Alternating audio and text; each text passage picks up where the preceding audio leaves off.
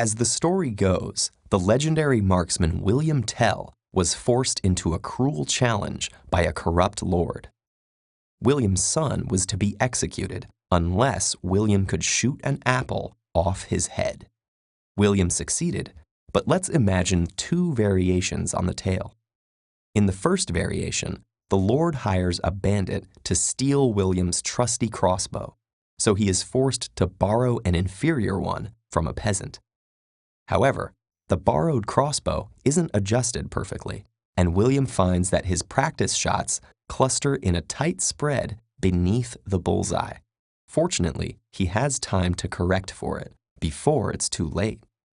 Variation 2. William begins to doubt his skills in the long hours before the challenge, and his hand develops a tremor. His practice shots still cluster around the apple, but in a random pattern.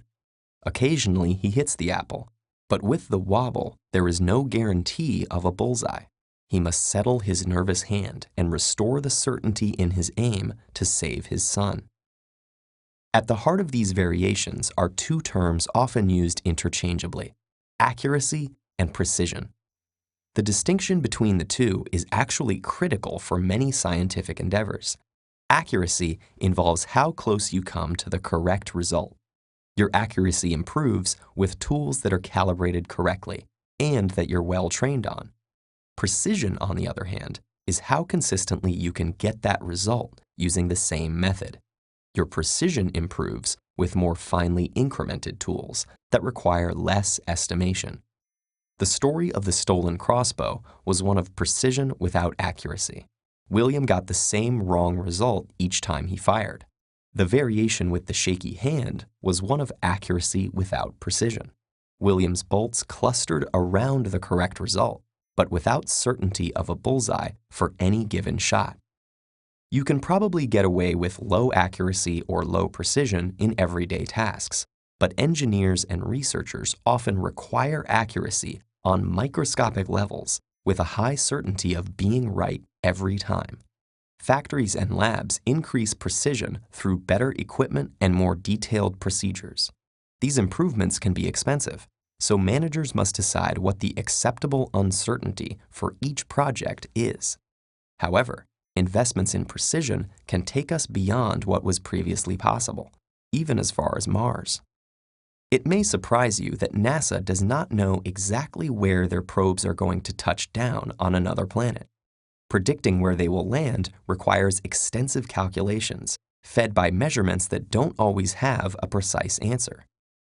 How does the Martian atmosphere's density change at different elevations? What angle will the probe hit the atmosphere at? What will be the speed of the probe upon entry? Computer simulators run thousands of different landing scenarios, mixing and matching values for all of the variables. Weighing all the possibilities, the computer spits out the potential area of impact in the form of a landing ellipse. In 1976, the landing ellipse for the Mars Viking lander was 62 by 174 miles, nearly the area of New Jersey. With such a limitation, NASA had to ignore many interesting but risky landing areas. Since then, new information about the Martian atmosphere, improved spacecraft technology, and more powerful computer simulations have drastically reduced uncertainty.